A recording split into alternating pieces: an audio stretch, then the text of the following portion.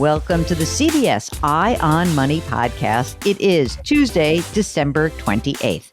Now, of course, we're recording this, and so it's not Tuesday, December 28th. But I'm going to ask you anyway, Mark, how was your Christmas?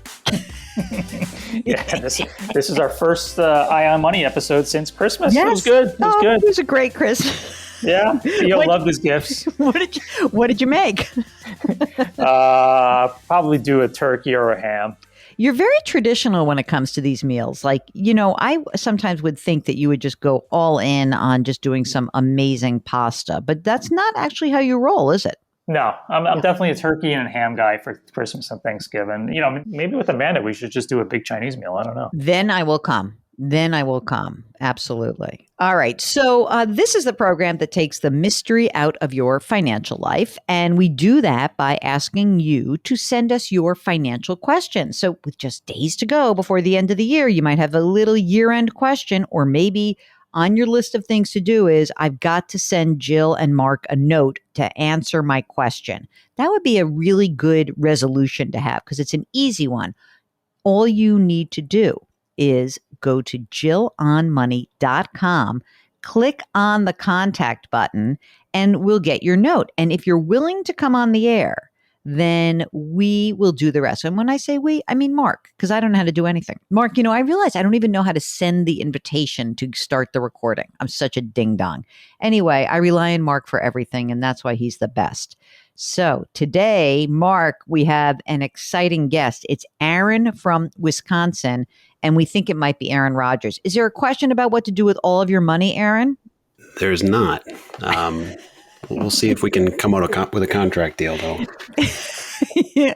Wouldn't it be great? Listen, we've had some people, you never know, who said that they listen, and it could be someone famous, but we're happy that you're just Aaron from Wisconsin. So what's going on? How can we help you out, Aaron? My wife and I have been studious savers for, 15 years of our working careers.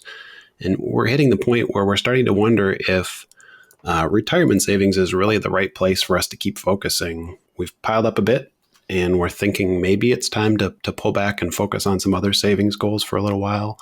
We were not fire before fire, but we might be fine now. So we're trying to figure out what that future looks like and give ourselves some flexibility. Great. So how old are you guys? We are 38. And how much do you earn? Around about, we're probably going to touch 200,000 combined this year. And you're both working, right?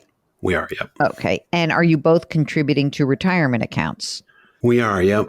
We've maxed at various points in our careers. At this point, we're down a little bit from the maxes just for life, trying to figure out what's the right amount, though. How much money in retirement currently? We're sitting about $850 in traditional and about $650 in Roth type assets. Wow. Mark, you liking that, huh? You guys must spend nothing. I mean, you need 200 together. That's not a lot of money for that much money at that age. I know. Did you guys, what happened here? Something big happened and we're missing it. No, just about 15 years of piling on the savings. So around about 2007, market crashes and we start piling in money, and 15 years of staying on that. We both worked full time for quite a few years. So we were making, I think we probably touched 180 back in those days. And then once our kids came, we have a 6-year-old and a 4-year-old. Once the kids came, my wife pulled back to part-time, and now we've recovered income kind of through raises back up to around, like I say, we might touch 200 this year. Wow. Do you have money saved for these kids? Yeah, we've started setting stuff aside. We're in the neighborhood of 40,000 in 529s. Each or together for each? Together, skewed a little bit towards the older 6-year-old. Yep. Tell us about your living situation. You got a house? We do, yeah. We own a home. Valuations are crazy, even here in Little Wisconsin, but we owe about $155, 2.85 on a 15-year. Home's valued at $330 at the moment, which is... And you like it. You're staying there, right? Yeah. I mean, it's not impossible, but we don't have any plans, certainly. You guys have some life insurance for each of you? We do. I'll credit you with that. A couple years ago, we went and piled on. I think we should be well covered in that arena. And right now, are you contributing to a Roth 401k or are you doing the traditional? What are you guys doing in terms of like the current contributions? Yeah, we're both doing Roth. Okay, great. When you're making 200 grand and you're not quite maxing out, are you living okay? I mean, I feel like you guys have saved a bunch. Are you foregoing things? Is cash flow tight? How are you feeling about the living situation? Yeah, I'd say in general we're doing fine. Things were starting to feel tight a couple of years ago as we were kind of forcing the maxes on top of adding kids to the living arrangement. And that 200, we've actually had some pretty good size raises in the last couple of years, so it was a little bit less. Okay. So we kind of pulled back from the maxes on the retirement accounts at that point to get back to a more comfortable place. But now I think with the raises in the last couple of years, we're sitting in a pretty good place. So tell us about other stuff. So first of all, emergency reserve fund or cash on hand. What do you have? Sure, yeah. So in addition to the retirement assets, we're sitting on about $70,000 in HSA money. And then you asked specifically about emergency. We've probably got about a little less than 100,000 in cash, about 40 something of that earmarked for emergency funds. And the rest for like stuff that you need to spend money on in the next year? Yeah, year and a bit. Okay. Just land expenses, yep. All right, that's great. Now, what else do you have out there? Do you have, I mean, I'm presuming there's no debt. Are there any other non-retirement assets that we should know about? We've got another, we've been calling kind of our long-term savings, which is just a brokerage account essentially where we've been putting extra money for a few years now. That's up to close to 100,000. Back in the day, bought up a little bit of Bitcoin and crypto just to go along for the ride that roller coaster. And that turned into real money somewhere along the way. So that's worth somewhere around 50. Oh, and what did you buy? Bitcoin, Ethereum, a little bit of both? I'm just intrigued. Bitcoin way back and then Ethereum not too long ago. Do you mind me asking what your cost basis is in that crypto?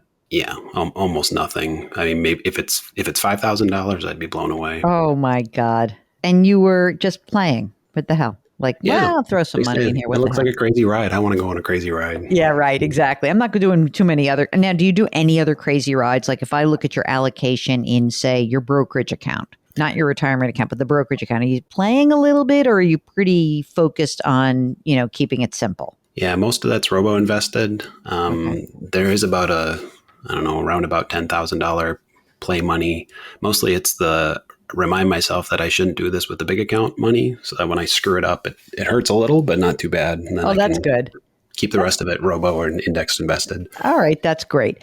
So I don't know what you guys do for a living, but do you think about working, till some point in the future? Do you think about, no, we want to have the opportunity to do something different. We want a new endeavor. Like, what are you thinking about for the future? Because you have saved a chunk of moolah, which gives you some options. So where do you think the path lies for you guys? We don't know, is the short answer. But the slightly longer answer is I think we'd like to build some flexibility and to do fairly stressful work, to do something a little bit less stressful, a little bit closer to the helping, have a little fun sometime in our little bit later years here. Do you think that would be more like in your 50s? Yeah, we've talked as early as 50. We've talked, just that flexibility, as long as we can keep some decent income stream. We've talked about career change type stuff, even in the 40s at some point in the not too distant future. But yeah, keeping enough income stream to cover expenses at least. What do you think those expenses are? If I looked at if you said my nut is, what do you really need to have coming in to pay your bills? If you never, and again, let's pretend the only thing you're doing on the income is paying your current bills, not saving more for retirement, paying your bills and paying for, health insurance, let's say. Ooh, health insurance. Just say an extra, add 12 grand onto your annual. What do you need? Sure. Yeah, we're probably between 80 and 90 then. Okay. Mark, are you ready to let this guy do whatever he wants? I mean, they saved a ton of money. How are you feeling about this? I'm still trying to figure out how the heck they did it because, this is just such a great example. They don't make a ton of money and they've saved a ton of money. I know. It's like did you not feed your children for 5 or 6 years? It's very encouraging. I guess your housing cost has been pretty low, right? Yeah. It's been purchased homes here in Wisconsin aren't too crazy. So we've done well in that regard. And like I said, straight out of college, I was making decent income, but nothing too crazy. But I continued to live like a college student kind of arrangement and was maxing for the first couple of years of my career, which happened to be at the bottom of the market, essentially. Right. So I think I lucked out in that regard. Mark, how much cheese can one consume? I mean, really, isn't that the question, And it's amazing. You've done a phenomenal job. Okay, so what do you think you're putting away into the Roth combined right now? Because I have ideas about what I want you to do next, but tell me what you're putting in right now. We're probably doing 20,000 combined roughly into employers. And then up until at least this year, we've been doing IRA maxes to 12,000 too. So 32,000 going into Roth money. I'll tell you what, I want you to build up your brokerage account. And that's what I think you should do. Mark, do you have a different opinion about that? I would also say beef up the 529s because they're pretty light. True. How important do you want to be paying for these kids' college? We didn't really ask you how you felt about that. So tell me what you're really thinking. Sure. So we've talked a little bit. I think we want to get close to a fully funding public school or most of public school. I think we want them to have a little bit of skin in the game, but something in the 75 to 80% funded for a kind of public school is where we've talked about. I agree with that then. So let's take the pedal off of your Roth funding and the Roth IRA, and let's put some money into your 529 accounts. Are you entitled to bonuses? Is there ever a time you get a chunk of money at once? Yeah, there is pay at risk portion of my compensation. Yeah, comes in. I mean, I might use that to just kind of beef it up. Once you fund the 529 plans, then what I do think would be great would be to beef up that brokerage account. You got so much. I mean, you got $1.5 million saved, right? And so I think it would be fantastic if, keep doing the Roth, don't put any money in traditional, beef up your brokerage, and then in 10 years or 8 years and you reach your 40s, you reassess like, hey, maybe I do want to do something different, but you don't spend a lot of money, so you'll both be entitled to Social Security. You've got the HSA. I mean, there's so much here that's great news. You've put yourself in the position to essentially make a different decision. And that is all on you. You guys did that yourselves, which is amazing. So I'm going to be the one who maybe gives you the permission, or Mark and I are going to be giving you the permission, but you did this. It's really so encouraging for everyone listening who says like, I can't do it. There was discipline, but it wasn't like some miracle from above showered you with money. You did this, which is fantastic. Get yourselves your new, better endeavors and let us know how it goes, because I think it's great. Now, I would be remiss if I didn't ask if you'd had your wills and your powers of attorney and your healthcare proxies. Do you?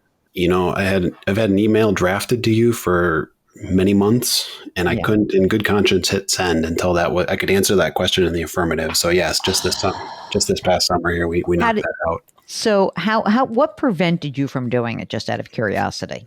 I don't even have a good answer. It wasn't like, oh my God, we couldn't decide who to leave the kids to. It was just like, oh, it's just such a yucky topic.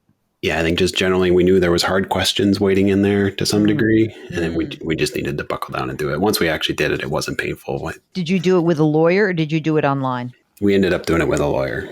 Good. How much did it cost you in Wisconsin to get your estate planning done? So it's actually maybe a neat tip for folks. So we had an optional legal plan available through our work. Yes. So paid maybe a couple $100 over the course of the year to get the legal plan. And then the estate planning was essentially free to us after that. It's fantastic. It's great. Anything else that we can do for you today? Because you're in such good shape. I want to basically just give you big congrats, big mazel tov. But if there's anything else on your mind, we're here for you. So is there anything else we can do for you? No, I think we've answered what I came in for. I really appreciate all the effort you guys put into the shows. Like I said, we've been following for years and learned so much. So thank you for your effort too. If you ever need anything else, we are here for you.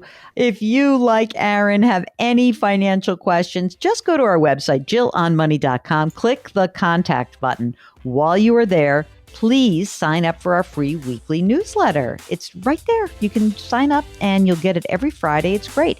You can follow us wherever you find your favorite podcast, and we sure would appreciate if you could leave us a rating or review on the Apple Podcast platform.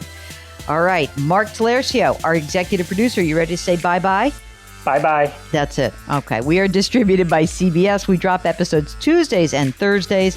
Please do something nice for someone else today. And remember, our mantra at Eye on Money is curiosity, compassion, community. We'll talk to you next time. Thanks for listening.